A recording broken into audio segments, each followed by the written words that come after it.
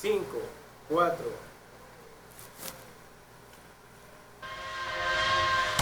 ¿Qué tal? Buenas noches. Bienvenidos a Foro 1, el programa para el pensamiento crítico de TVX. Esta noche el tema: riesgos del periodo sequía, impacto sobre el sector agrícola y medidas para su atención. Nuestro país enfrenta sequía asociada al fenómeno del Niño, que se desarrolla en condiciones de moderada a fuerte intensidad. El fenómeno inició en octubre de 2014 y se espera que continúe hasta finales del 2015 e incluso podría extenderse hasta abril o mayo del siguiente año. De acuerdo con el MAR, los modelos indican que el fenómeno del Niño alcanzaría al final de este año una intensidad tan fuerte o mayor que el del último evento del Niño que se registró en el ciclo 1997-1998. Dos elementos son importantes para nosotros esta noche. Primero, tener en cuenta que atender al sector agrícola es importante y es una deuda acumulada durante años en nuestro país, y que en medio de los efectos del cambio climático es importante tener en cuenta que hay sectores que son más vulnerables. Y luego también es importante para nosotros poner sobre la mesa esta noche que en la agenda diaria de problemas de nuestro país es grave que problemas crónicos como el abandono a la agricultura y los efectos del cambio climático no se visibilicen. Por eso, esta noche quiero presentar a nuestros invitados. Está con nosotros Alirio Edmundo Mendoza, director ejecutivo del Centro Nacional de Tecnología Agropecuaria y Forestal, CENTA. Gracias por aceptar venir a Foro 1 esta noche.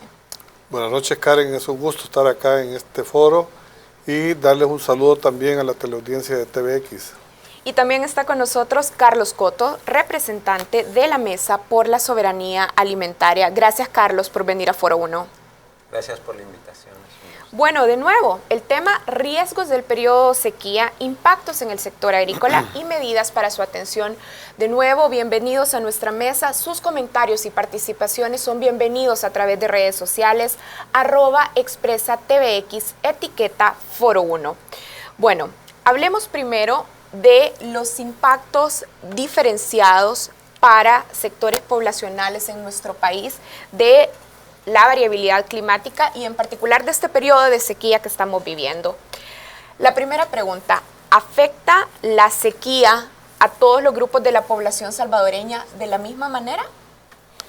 Quizás empezar, Karen, diciendo que estamos enfrentando en este momento el cuarto periodo de sequía de la época lluviosa.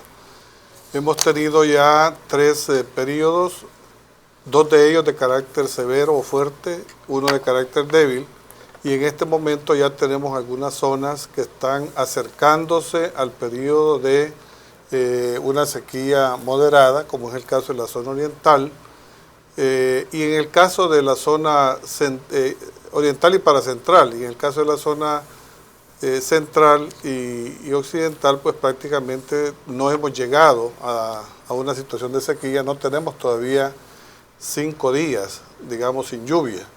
Sin embargo, el efecto que se ha tenido en las sequías anteriores ha sido importante, y principalmente para aquella población que se dedica a la producción de granos básicos, que es aproximadamente unos 325,000 pequeños productores de condición de subsistencia, o sea, productores que tienen menos de 3 manzanas, que básicamente utilizan la mano de obra familiar, que no tienen excedentes para comercializar, y son los que se dedican justamente a la producción de los granos básicos, principalmente maíz y frijol.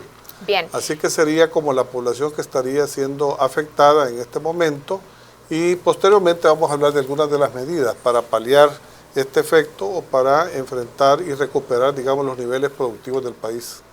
Bien, entonces tenemos, para contestar a esta primera pregunta, algunos puntos claros.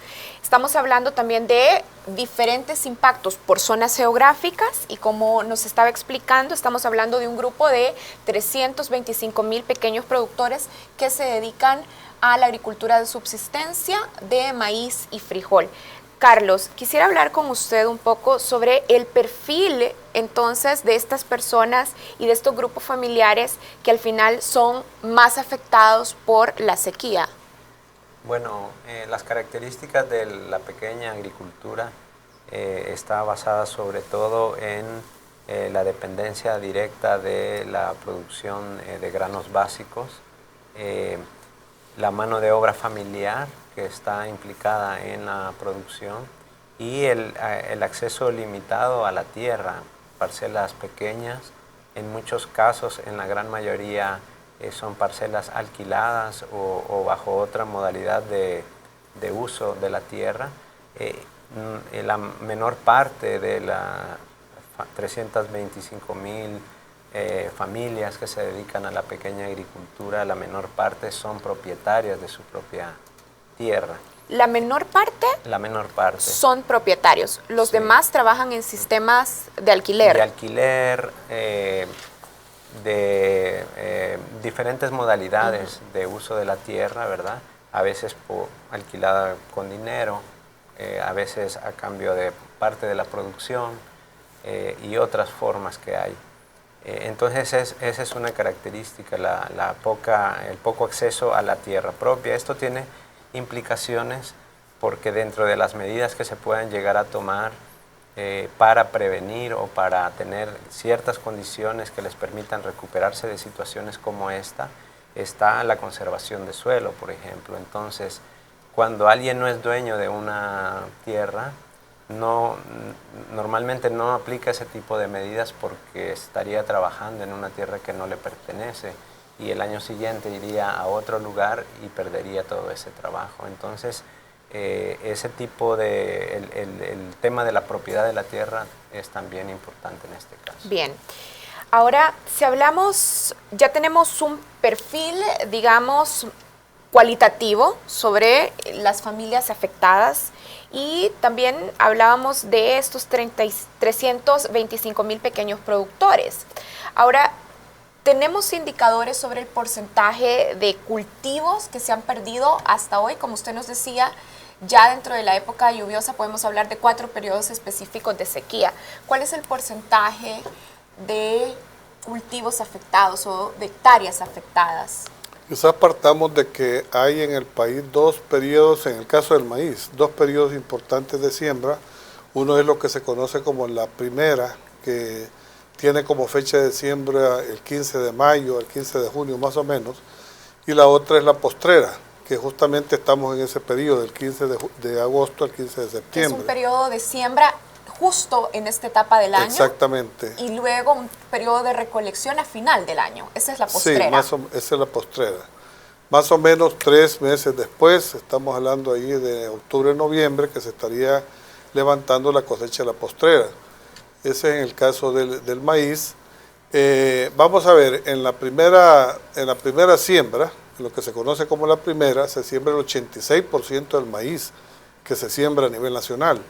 Y en el caso de la postrera, aproximadamente el 14% de la producción nacional. Sin embargo, hay zonas como en el caso de la zona oriental y alguna parte de la zona paracentral también, en donde los productores ya han aprendido la lección y están sembrando no en primera, sino que postrera. Más o menos en el caso de la zona oriental, el 55% siembra en primera y el 45% siembra en segunda. O sea, ya hay un cambio, digamos, en la proporción con relación a la siembra. Y hay que decir también que en este año en particular, muchos productores de la zona oriental y de la zona paracentral guardaron la semilla que el Ministerio de Agricultura le repartió en mayo para sembrarla en la época postrera. Realmente hay una evaluación que se ha hecho por parte del Ministerio de Agricultura y Ganadería, donde se tuvo una pérdida hasta el momento de aproximadamente 4.7 millones de quintales. Esto es cerca del 20% de la producción nacional, que anda cercano también a los 20 millones. Entonces, en este caso, sería casi cerca del 25%. Sin embargo, hay que mencionar de que se están tomando algunas medidas para recuperar esa producción. Bien, ahora Carlos, sabemos que en la Mesa por la Soberanía Alimentaria también están sentados, es un espacio que permite reunir a diferentes organizaciones y a diferentes grupos en el territorio país. Ahora, ya tenemos aquí algunos datos, 2 preguntas. ¿Estos datos que poníamos sobre la mesa coinciden con los datos que tienen de las organizaciones? Bueno, a nivel de las organizaciones no se ha hecho un estudio así con un nivel de precisión más grande, ¿verdad? Creo que nos hemos basado también en la información que el Ministerio de Agricultura y el Ministerio de Medio Ambiente han estado manejando. Sin embargo, sí, a nivel vivencial sí se resiente la pérdida en algunos casos, pero también quizás vale la pena mencionar, existen prácticas agrícolas que tal vez difieren de las prácticas tradicionales, en donde en esas experiencias se ha podido constatar que el impacto de la sequía ha sido menor que en agricultores que aplican pues, la técnica más tradicional, digamos. En el caso de los agricultores que han aprendido nuevas técnicas relacionadas a un manejo más ecológico de sus parcelas, que aunque no son la mayoría, ¿verdad? Todavía es una pequeña cantidad, pero por el manejo que se hace, por el hecho de que no se utilizan herbicidas, por ejemplo, o por el hecho de que se deja en una parcela en la que además hay una diversidad de cultivos y donde se deja una cantidad de plantas complementarias, digamos, que protegen de alguna manera la humedad del suelo, han tenido impactos de pérdida menor. Entonces vale la pena rescatar ese tipo de experiencias que se han podido constatar, en las cuales de esa manera han logrado resistir más a los impactos de la sequía. Bien, antes de irnos a la pausa, hablábamos ya entonces de algunas medidas, adaptación de ciclos y puesta en práctica de algunas medidas no tradicionales. Pero antes de que cortemos en este bloque, quisiera hablar también sobre los costos sociales de estas pérdidas de las que estamos hablando. ¿Cómo podemos también, de alguna manera, dimensionar cuáles son los impactos dentro de estos grupos familiares a partir de estas pérdidas causadas por la sequía? Sí, definitivamente cuando estamos hablando de productores de subsistencia, estamos hablando que básicamente afecta la disponibilidad de alimentos para estas familias. Eso es básicamente, digamos, la afectación que se tiene. Indudablemente también tiene un efecto en cuanto al nivel de ingresos, por lo menos ingresos alternativos que pueda tener la familia, puesto que no hay una oportunidad de ingreso familiar en concepto de la mano de obra familiar o la mano de obra que ellos puedan poner al servicio de otros productores. Básicamente eso sería, y esa es la preocupación, ¿no? Porque eso compromete indudablemente la seguridad alimentaria del país, y esa es la preocupación en la cual tanto el presente gobierno como el Ministerio de Agricultura y Ganadería están empeñados en resolver a través de una serie de medidas que permitan recuperar la capacidad productiva de nuestros agricultores y recuperar los niveles de producción del país. Bien. En resumen, pues básicamente creo que el impacto se da a nivel de la seguridad alimentaria, que no solamente afecta a las familias que se dedican a la producción, sino que prácticamente a todo el país. Bien, tenemos que hacer una primera pausa. Anotamos 2 puntos sobre la mesa hablando de efectos de la sequía en el sector agrícola, y particularmente vamos a quedarnos con el tema de la disponibilidad de alimentos y la seguridad alimentaria y los efectos también sobre el nivel de ingresos de las familias que se dedican a la agricultura. Ya regresamos en Foro 1. Recuerden sus comentarios y participaciones a través de redes sociales. @ExpresaTVX, etiqueta Foro 1.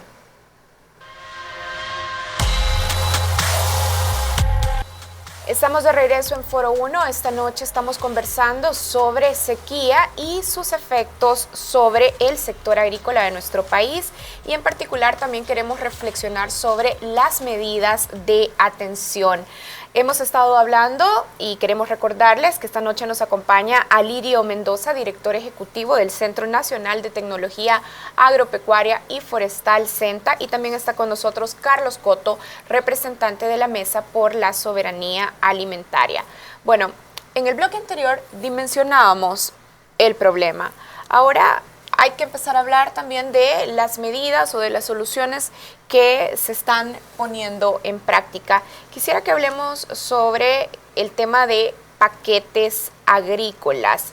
¿Cuáles son los impactos esperados de la distribución de los paquetes y cuáles son los también beneficios que tiene a largo plazo mediano plazo y corto plazo una medida de este tipo.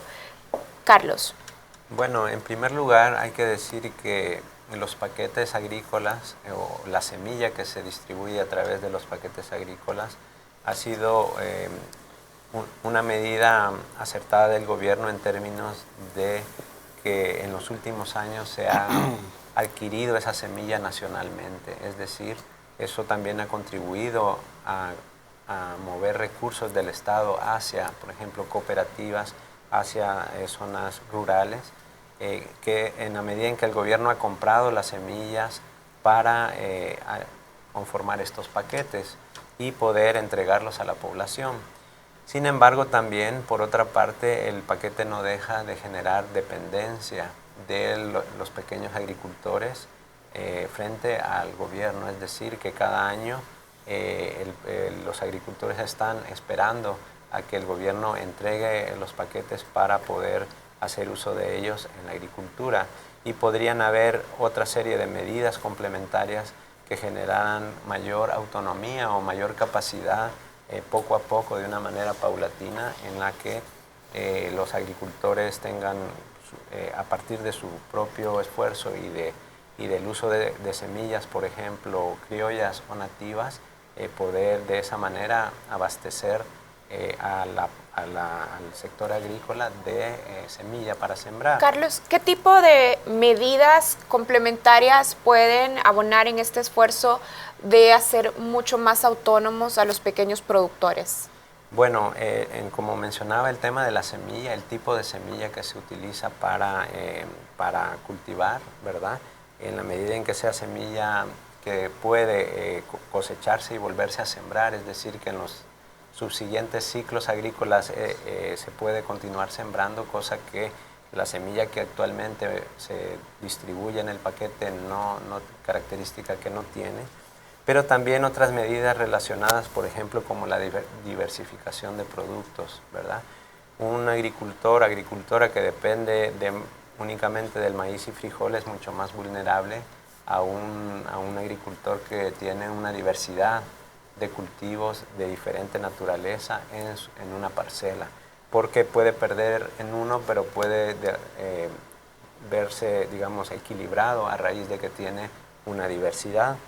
La conservación de suelos, por ejemplo, conservación de suelo y agua es otra de las medidas importantes que debe de impulsarse, porque esto permite mejorar la calidad del suelo y por lo tanto generar una mejor producción y incluso una producción más sana.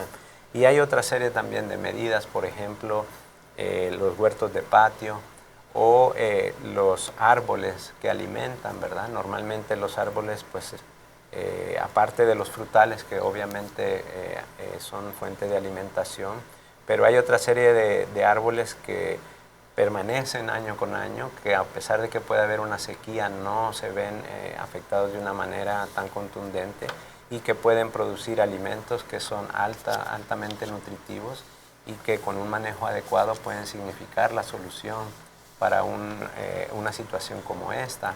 Bien. En la que no es necesario que haya tanta agua como para poder cosechar de un árbol alimentos, en este caso, por ejemplo, el ojuste o la moringa, que son ejemplos que suenan ahora bastante, que permiten complementar la dieta familiar y que no requieren ni de que el agricultor se endeude o que invierta tantos recursos en la producción. Entonces, combinando una serie de medidas y no dependiendo únicamente de una forma, es como también nuestro sector de pequeña producción campesina puede hacerse más resiliente, es decir, con mayor capacidad de enfrentar este tipo de riesgos ambientales como la sequía. Bien, aquí hay un punto específico entonces donde quisiera preguntar si desde el gobierno, desde el Ministerio de Agricultura y Ganadería y desde el CENTA en particular, se tiene también en cuenta este punto de vista, que los paquetes agrícolas, si bien también pueden dinamizar y generar algún tipo de impactos positivos, tienen el riesgo también de generar dependencia en los grupos de agricultores, tal como Carlos ya lo explicaba. ¿Se tienen en cuenta estos elementos cuando se diseñan los programas de reparto de paquetes agrícolas? Sí, efectivamente. Yo creo que el enfoque básicamente es, por un lado, garantizar la seguridad alimentaria, que descansa básicamente en los granos básicos y específicamente en maíz y frijol. Pero por otro lado, el Ministerio de Agricultura y Ganadería, a través del Plan de Agricultura Familiar, desarrolla un programa de asistencia integral a las familias de productores y que va dirigido precisamente a las familias de subsistencia. Y dentro de ese programa no solamente se incluye el aspecto productivo de los granos básicos, sino que también aspectos relacionados con la nutrición y la salud de la familia. Y además el mejoramiento del entorno familiar a través de una serie de medidas que permiten que las familias vivan de una manera más saludable, más sana, en un entorno, en un ambiente mejor. Dentro de estas actividades ocupa un papel importante el desarrollo de capacidades para la diversificación agropecuaria. Y esto significa enseñarle a los productores la producción de hortalizas para que puedan diversificar la producción y también el desarrollo de módulos de aves. Esta modalidad ha permitido realmente que algunos de los productores que tradicionalmente se han dedicado a la producción de subsistencia han logrado ya generar algunos excedentes de hortalizas y puedan dedicarse ya a la producción comercial de estos productos. Esa es parte de la asistencia técnica integral que se da a través, como digo, del Plan de Agricultura Familiar.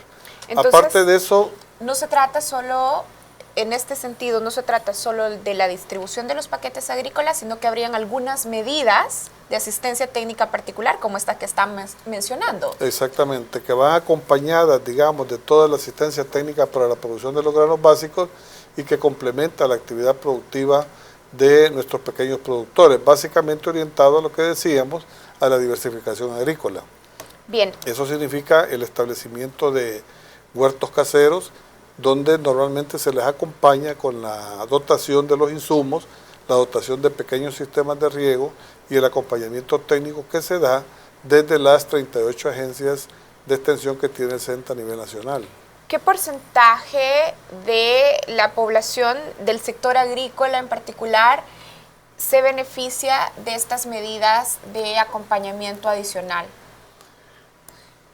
Durante el último año y recientemente presentamos el informe de rendición de cuentas, el 11 de agosto, ahí informábamos a la población de que 76,000 productores se han visto beneficiados a través de este programa.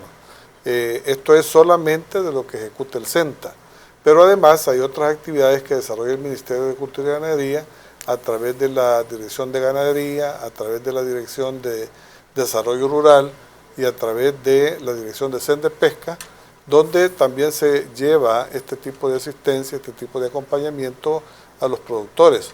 De tal manera que consideramos que solamente durante este año 76,000 familias es un porcentaje importante de la población productora nacional y que se está viendo beneficiada con la asistencia del Ministerio de Agricultura y Ganadería. Bien, Carlos, usted mencionaba que parte de las medidas importantes que hay que tomar en cuenta es el fortalecimiento sobre el uso del suelo y también sobre el uso del agua. ¿Qué programas existen ya en estos puntos específicos, uso de suelos y uso de agua? ¿Y cómo se podrían también ampliar en su cobertura e incluso mejorar? Bueno, a nivel de la región centroamericana, desde hace años sí se impulsan programas relacionados a enseñar al sector campesino técnicas para poder elaborar obras de conservación de suelo y agua que se han venido aplicando a lo largo de estos años, aunque tal vez el alcance que ha tenido este tipo de medidas no es el que debería de haber, es decir, hace falta todavía que esto llegue a muchos de los productores, y también considerando el factor que mencionaba inicialmente, el tema de la propiedad de la tierra, es decir, estas obras se pueden hacer cuando alguien es dueño de la tierra, ¿verdad? Cuando no lo es, pues no hay mucha viabilidad para convencer a un campesino o campesina que lo haga. Este tipo de prácticas son muy beneficiosas para la agricultura y sobre todo cuando se trabaja con un enfoque de diversificación y con un enfoque agroecológico, porque permite recuperar la calidad del suelo de una manera natural, ¿verdad? y hay una serie de prácticas que se pueden aplicar ahí y que ahora en este momento en el que se ven impactos como el déficit de agua en la lluvia, pues es cuando más se siente digamos, la necesidad o la ausencia de este tipo de medidas. Las políticas públicas que se impulsan desde el gobierno deberían de retomar de una manera probablemente más fuerte prácticas que ya está comprobado, ¿verdad? Que son técnicas ya probadas y que podrían reforzarse para que esto llegara a un nivel, a una mayor cantidad pues, de productores. Bien, hablando particularmente sobre el tema de propiedad de la tierra y esto que se ha estado mencionando ya en el bloque anterior y también en este bloque de, al final, la situación de muchos productores, de muchos agricultores pequeños que no son dueños de la tierra y que tienen que, para poder cultivar, recurrir al arrendamiento. ¿Qué medidas específicas se aplican desde el gobierno central en este tema, propiedad de la tierra de los pequeños agricultores? Bueno, vea, yo creo que en los últimos 2 gobiernos se ha hecho una entrega récord de escrituras de propiedad de los productores. Yo creo que se ha superado la cantidad de títulos de propiedad que se han entregado, supera a todos los gobiernos anteriores. De tal manera que ese es uno de los temas importantes dentro de la actual política del gobierno de hacer propietarios a los productores. Esa es una medida, digamos, que ha beneficiado, que ha permitido no solamente el poder accesar a crédito, por ejemplo, a los productores, sino que también tomar pertenencia y propiedad sobre la tierra y de esa manera tener posibilidades de inversión. Yo creo que las medidas que se puedan implementar, como mencionaba Carlos, en el tema de conservación de suelos, se ven favorecidas por esta política también de hacer entrega de propiedad, en propiedad de los terrenos a los productores. Y de hecho, pues el Ministerio de Agricultura y Ganadería, a través del Plan de Agricultura Familiar, fomenta la construcción de obras de conservación de suelo. Eso a través de una dotación de herramientas para que puedan hacer las obras, pero también el acompañamiento técnico para que puedan desarrollar las diversas actividades que conlleva la construcción de pequeñas obras de conservación de suelos en sus terrenos. De tal manera que es todo un esfuerzo, digamos, integral, que no solamente se concentra en el tema de la entrega de los paquetes, sino que también hay todo un acompañamiento en diferentes áreas. Y vale la pena decir también que incluso todo este esfuerzo de entrega de los paquetes viene sustentado en un programa de investigación que permite poner a disposición de los productores semillas que puedan tener características de resistencia a las condiciones de sequía. De tal manera que en este momento, por ejemplo, que se está entregando una segunda fase de entrega de paquetes en la zona oriental, o sea, lo que se le conoce como la entrega de sequía, se está distribuyendo variedades de semillas que son resistentes a la sequía y que han sido desarrollados a través de la investigación en el CENTA. ¿Y se ha evaluado, por ejemplo, la posibilidad de, como Carlos lo mencionaba, incluir dentro del paquete semillas que puedan al final entrar en un ciclo y ser, como nos decía, luego recolectadas? ¿Se ha evaluado esa posibilidad? Y de hecho se está practicando. Uno de los grandes, digamos, el mayor componente de semilla de maíz que se entrega es un híbrido nacional.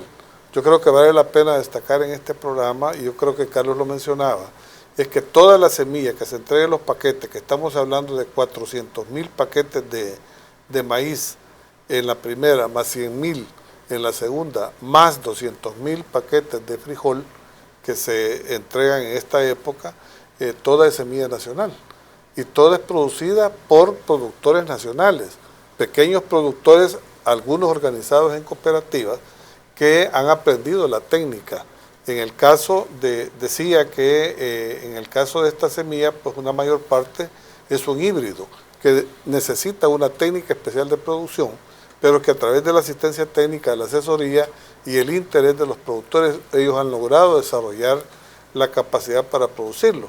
Pero además se producen variedades. Las variedades son las que se puede guardar la semilla para una segunda y una tercera cosecha. Bien. Eso indudablemente tiene un impacto en la economía porque En el caso del híbrido es necesario comprar la semilla el siguiente año, no se puede guardar para una segunda siembra, pero en el caso de las variedades, eso sí se puede hacer y de hecho lo hacen nuestros productores. Bien, tenemos que hacer una pausa. Esta noche estamos hablando sobre el periodo de sequía y los efectos que tiene sobre el sector agrícola de nuestro país.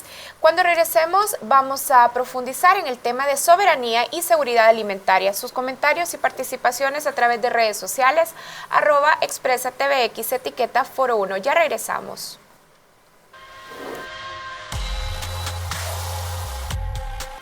Estamos de regreso en Foro 1. Esta noche estamos platicando con Alirio Mendoza, director ejecutivo del Centro Nacional de la Tecnología Agropecuaria y Forestal, CENTA, y con Carlos Coto, representante de la Mesa por la Soberanía Alimentaria. Bueno, precisamente vamos a hablar en este bloque sobre soberanía y seguridad en la alimentación.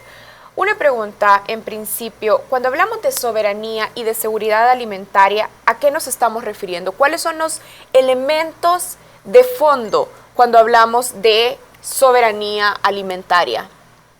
Bueno, hay que decir que son dos enfoques que pueden llegar a ser complementarios en dependencia de cómo se maneja. Es decir, no los tenemos que utilizar indistintamente, más bien son enfoques complementarios. Son complementarios, aunque son dos cosas distintas, diferentes, ¿verdad? La seguridad alimentaria se enfoca en el acceso a alimentos sanos en todo momento para resolver las necesidades nutricionales de todas las personas, el acceso a los alimentos. Sin embargo, la soberanía alimentaria aborda otras dimensiones, como por ejemplo lo relacionado a la agricultura y a la forma en que se producen los alimentos.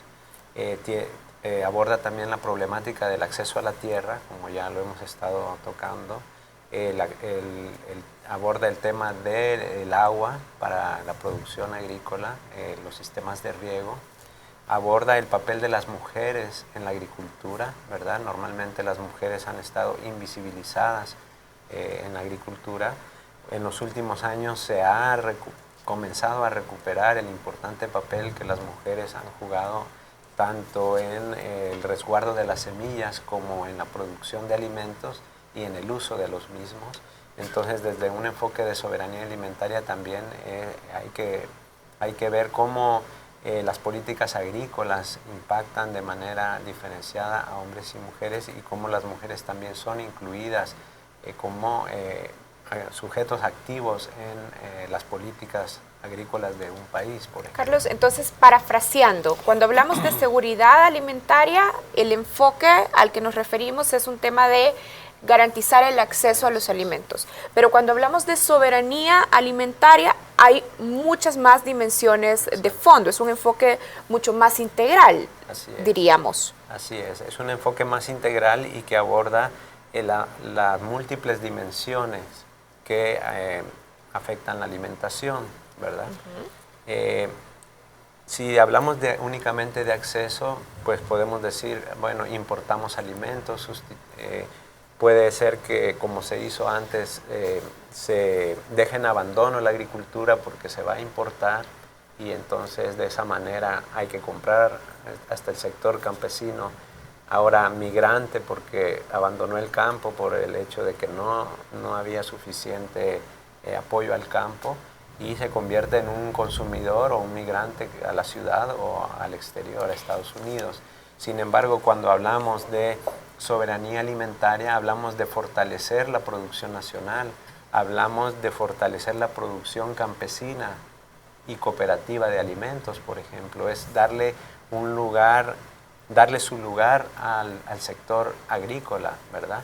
Es decir, no verlo como un sinónimo, el campo como un sinónimo de pobreza o marginación, sino que ver a los pequeños agricultores como sujetos clave de la economía nacional, que no solo aportan en términos del Producto Interno Bruto, sino que también abastecen de alimentos adecuados a las familias de las ciudades, por ejemplo.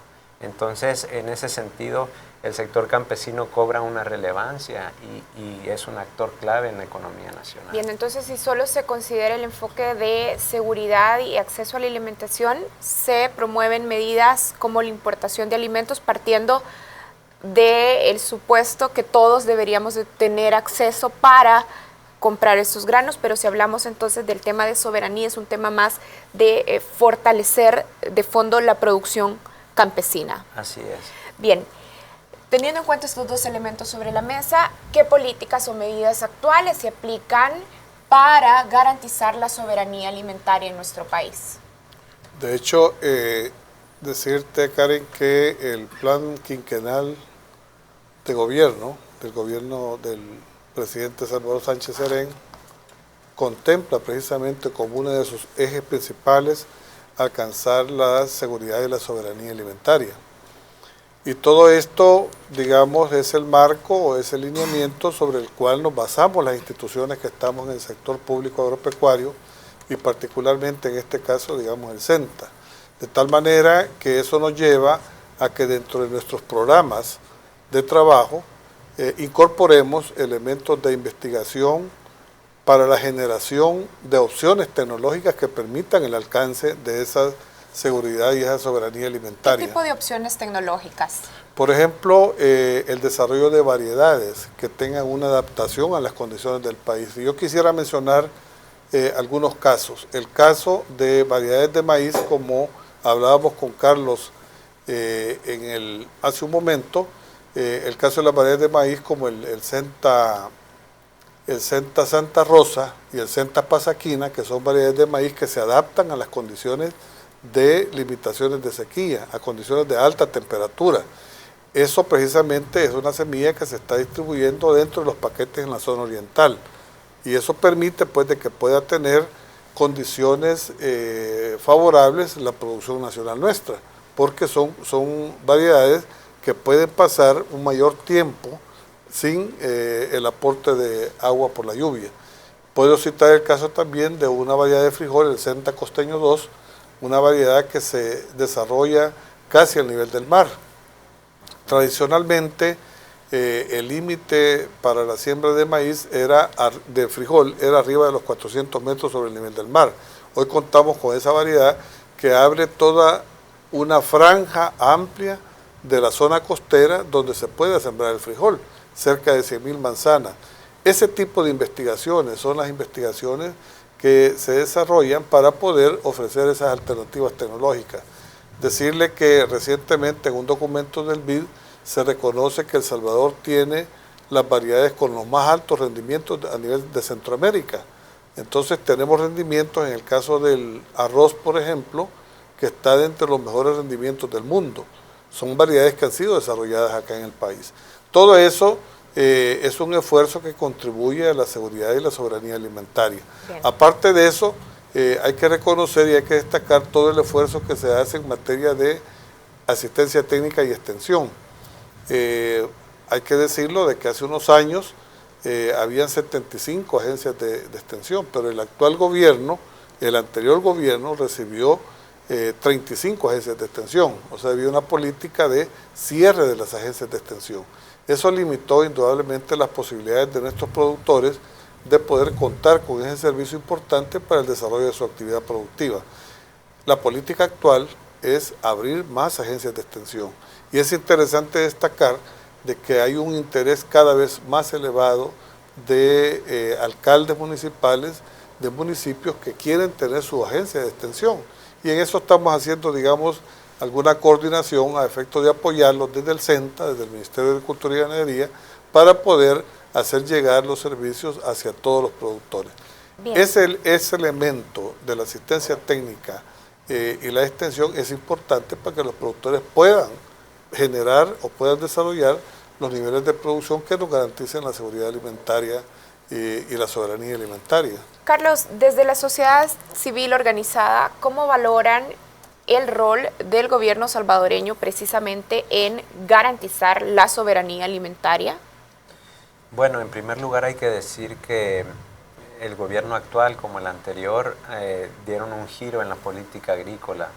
Anteriormente la agricultura había sido, como ya se mencionaba, abandonada. Se habían aplicado una serie de medidas de política pública que fueron poco a poco desmontando las capacidades nacionales de producir nuestros propios alimentos. y favorecer la importación en base a intereses económicos muy claros. A raíz del gobierno de Mauricio Funes y actualmente con Salvador Sánchez Serén, efectivamente el Ministerio de Agricultura hizo un viraje y comenzó a incorporar otros elementos y a darle un papel más preponderante al sector campesino. Pero ¿verdad? persisten retos. Hay retos y hay también muchos aspectos tal vez que no se han logrado modificar. ¿Cómo cuáles? Bueno, por ejemplo, nosotros hemos abogado mucho porque el gobierno debería de tener una política más clara en relación al fomento de la agroecología, ¿verdad? La agroecología, que es una forma de producir alimentos más enfocada en el derecho de las personas a alimentarse y en el respeto al medio ambiente en términos de que reducir hasta eliminar el uso de agroquímicos. Y a pesar de que hay algunas pequeñas acciones en ese sentido, todavía no existe un programa más consistente que impulse de una manera más fuerte este tema, por ejemplo. El otro es en el tema de la semilla, como se decía, alrededor de un 6-7% se ha incorporado en el paquete agrícola semilla nativa o semilla criolla, como las variedades que ya mencionaba hace un momento. Pero es necesario darle mayor fuerza a la utilización de este tipo de semillas de variedad, como se le llaman. ¿Por qué? Porque estas semillas generan mayor autonomía en el sector campesino y por lo tanto eso le da mejores condiciones para poder enfrentar el reto de alimentar a nuestra población. Bien, tenemos que hacer una pausa. Cuando regresemos también vamos a hablar sobre la cadena de valor de los granos básicos en nuestro país. Esta noche estamos hablando sobre sequía, efectos en el sector agrícola y propuestas de solución. Ya regresamos en Foro 1.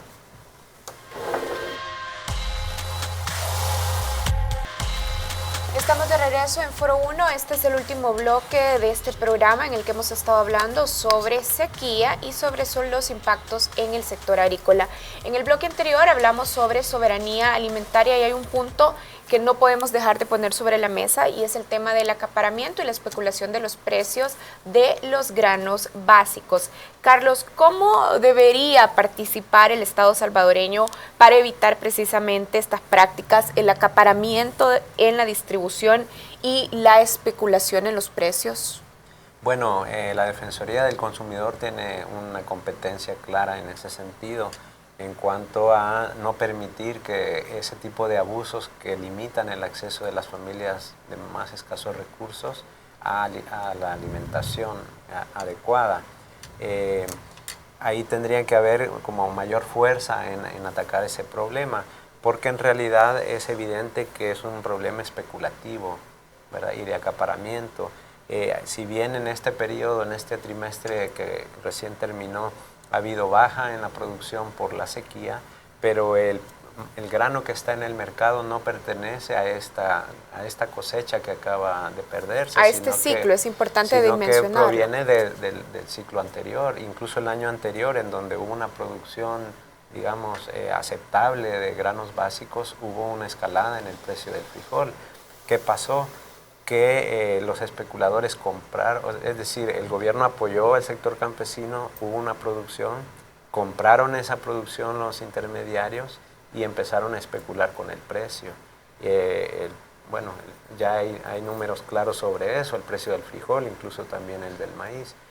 Una medida de soberanía alimentaria que el Estado debería de impulsar es nuevamente las reservas de granos. Las reservas de alimentos le permitirían al gobierno, digamos, regular, mantener el precio estable y además garantizar el acceso a la alimentación en situaciones de riesgo, de desastre, como por ejemplo en esta sequía que hubo una gran pérdida. Carlos, a ver, voy a tratar de parafrasear esto que nos decía, una medida específica entonces para romper con estas dinámicas de acaparamiento y especulación que podría promover el gobierno como medida es el tema de la reserva. Sí.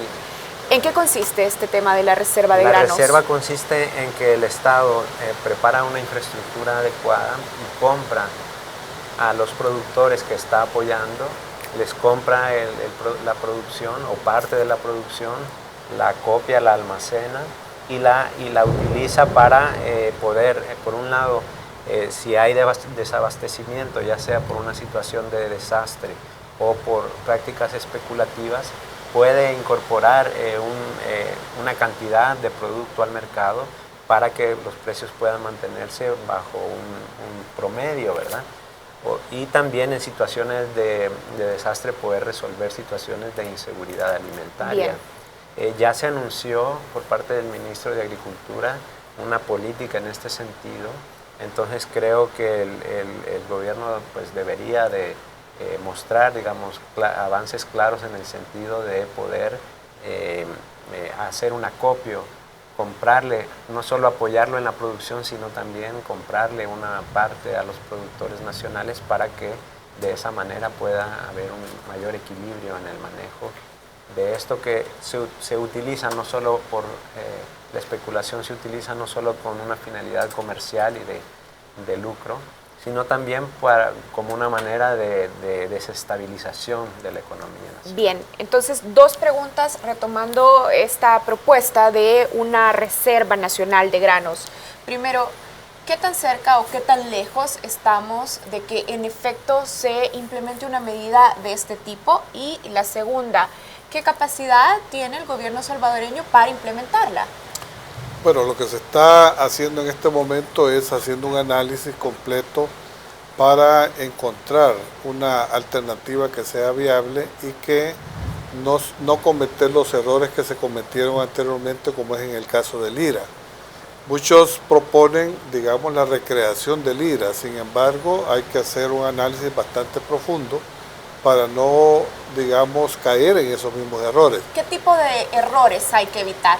Bueno, hay que dejarlo claramente, no había, digamos, los controles adecuados en su momento, lo cual permitía algún tipo de malos manejos de la producción, malos manejos de los precios, algunas preferencias, digamos, por las compras, iban dirigidas las compras hacia ciertos productores, hacia ciertos sectores, y todo eso realmente fue lo que vino a echar al traste este tipo de medidas que es importante pues, mantener una reserva para el país. De tal manera que en este momento se está haciendo un análisis bastante detallado, bastante profundo, para proponerle al país precisamente una alternativa que pueda dar respuesta a esa necesidad, pero que también se haga dentro de un marco de transparencia, un marco de apoyo realmente al productor, por un lado, y por otro lado que garantice la disponibilidad de alimentos para la población. Bien, se nos acaba el tiempo. Una pregunta final. Perspectivas para este periodo del año en el que entramos. Hablábamos al inicio del programa que estamos ahora en el periodo de la siembra postrera, que es un periodo en el que precisamente se siembra en este mes de agosto y hay recolección 3 meses después. ¿Qué perspectivas tenemos para este ciclo específico? Bueno, vamos a partir de los datos que nos ofrece el Ministerio de Medio Ambiente. El Ministerio de Medio Ambiente, en su informe trimestral y en su perspectiva trimestral para los meses de agosto, septiembre y octubre, nos plantea un panorama en el cual vamos a tener unas precipitaciones que oscilan desde el valor más bajo de 700 milímetros, que se ubica básicamente en la zona sur de San Miguel y La Unión y alguna zona suroccidental de Aguachapán y la zona, digamos, aledaña al lago de Huija, con 700 milímetros. En el resto del país va a oscilar entre los 800 y 900 milímetros de precipitación y en algunas partes muy puntuales de la zona norte vamos a tener hasta 1300 milímetros. Si hacemos un análisis de eso que podríamos considerarlo como el aporte de agua de la lluvia, comparado con las necesidades de agua de los cultivos, que anda ahí por los 500, 450 milímetros en el caso del frijol y 550 más o menos en el caso del maíz, podemos asegurar que la cosecha se van a sacar con éxito, de tal manera que aún en las zonas con menor precipitación vamos a tener suficiente humedad para sacar la cosecha de postrera. Bueno. Y de acuerdo a la perspectiva también puede haber una mejor precipitación en los meses de octubre, noviembre y diciembre posiblemente, lo cual va a favorecer el desarrollo de la cosecha de humedad, de la cosecha bajo riego también, aunque esta representa un aporte muy pequeño que anda a ser menos del 1% de la producción nacional, pero que también va a contribuir, digamos, a aumentar la producción nacional. Bueno, quiero agradecerles a ambos por habernos acompañado esta noche en Foro 1. Conversábamos con Alirio Mendoza, director ejecutivo del CENTA. Muchas gracias por habernos acompañado. Muchas gracias, Karen. Muchas gracias por esta oportunidad de TVX de dirigirnos a la población agropecuaria nacional. Y también agradecemos y despedimos a Carlos Coto, representante de la Mesa por la Soberanía Alimentaria. Gracias, Carlos. Muchas gracias por la invitación.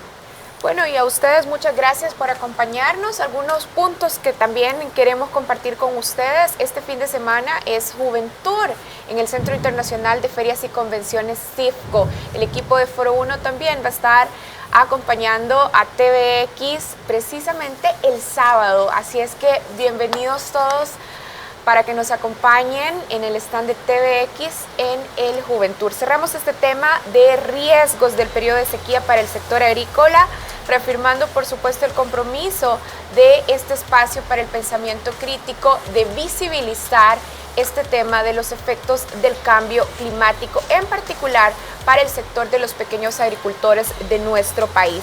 Gracias por acompañarnos. Buenas noches.